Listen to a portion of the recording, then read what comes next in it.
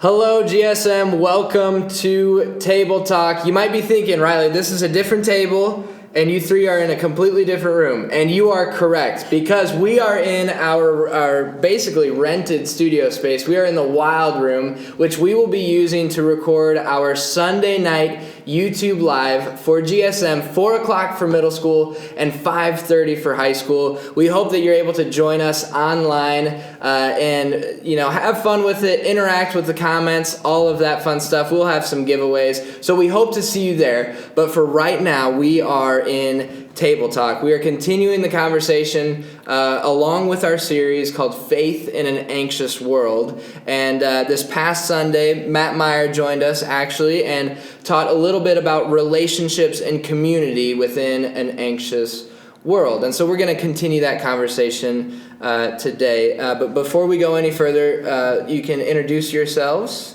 I'm Matt.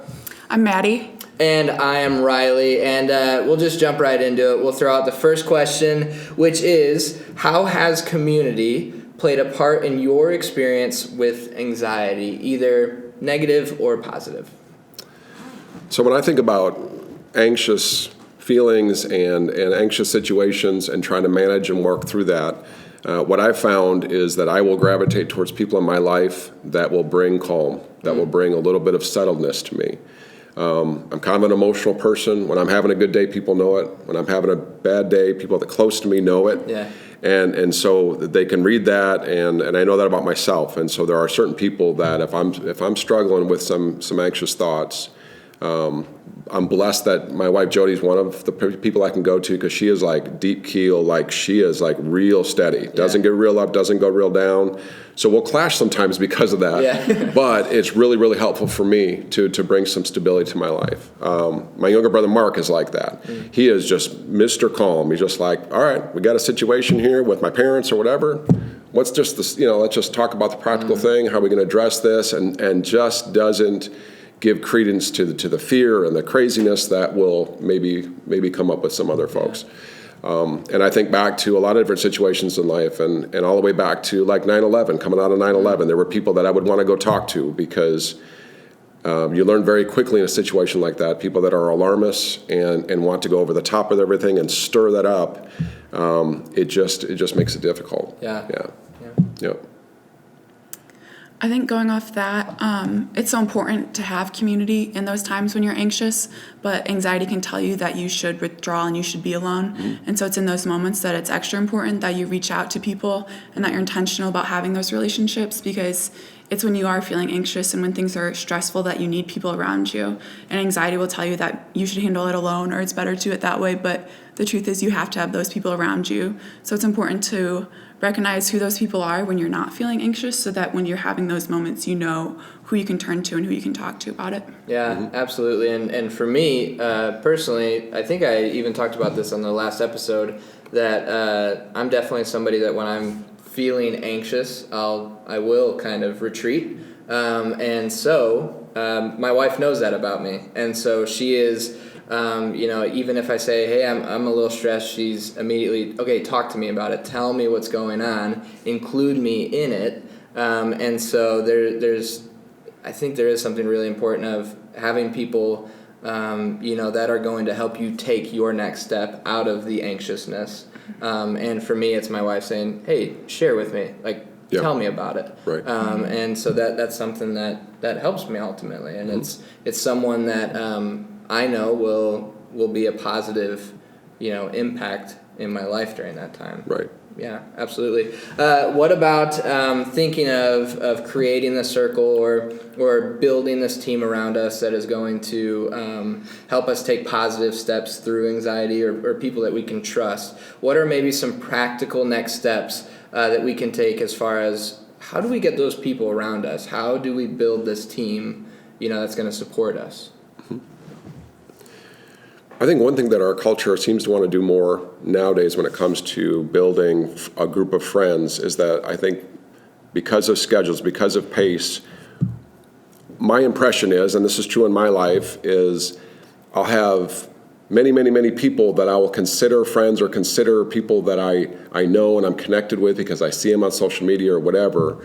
But when anxiety rises, when stress comes up in life, you realize quickly that you need 2 or 3 people in your family, or 2 or 3 people that are friends that understand you enough that they want to reach out and be your support when it's tough. And maybe they recognize it ahead of time, and you don't have to go explain how you're feeling because they just know you. And so the practical step is identify those people that God's put around you and invest in those relationships regularly so you're current and you're up to speed with each other's lives. So when anxiety and stress comes up, you're not starting from trying to backfill that. You know, I got a friend, Tom, down in Nashville, and his wife was diagnosed with cancer a few years ago. Well, Tom and I stay current. We talk regularly. So when that happened, I could be right there and immediately be support and be encouragement and be the Bible verse guy and that in his life, because our friendship was deep and current and had some depth to it. And he's been that for me at times. Right. So it's investing in those relationships, you know, even if you're not in an anxious time. Right. So when anxiety is there, you know, there's investment in that relationship. Something to draw from, right? And it's got some depth. Yeah. Absolutely. Yeah. I think that, one, you have to be willing to reach out to people and talk to them. So if you have invested in those relationships and you know those people in your life who care about you, it's hard when you're feeling anxious and it's hard to be willing to reach out, but it's really important that you do, because you do need that community around you. And then 2, I think that anxiety makes you feel like you're supposed to do it alone, or that it's better that you do it alone, because I can't be a good friend for this person right now because I'm struggling too much, so I really shouldn't talk to them, or whatever it might be. It's so easy to look in and say, I'm not good enough, or I can't be in this relationship, so I'm going to try to do it on my own.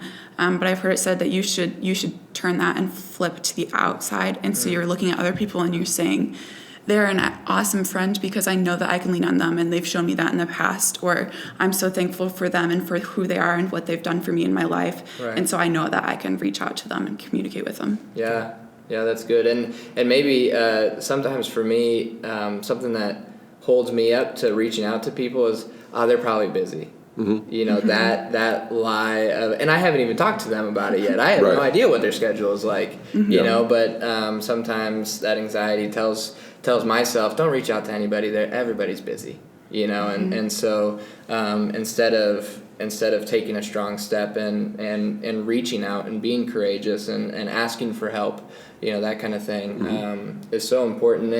And that's some of the heart behind some of these table talks, is to keep the conversation about anxiety going, to not just have it be a Sunday night conversation at GSM, right? But encouraging conversation with small group leaders in the future, hopefully that it's something even beyond this series. You know, that this can be a normal conversation for our students and leaders to have, again, just preparing for the next time that you're in an anxious situation. Right. Yeah, setting yourself up for that. Yep. Absolutely. Yep. All right. Well, thank you so much for joining us and for lending your time to us. Well, that is all we have for this week's Table Talk. Make sure to subscribe and hit the bell for notifications so you can see when the next Table Talk pops up. And we hope to see you join us online Sunday night, 4 o'clock for middle school, 5:30 for high school on YouTube Live. That is all. Bye. See ya.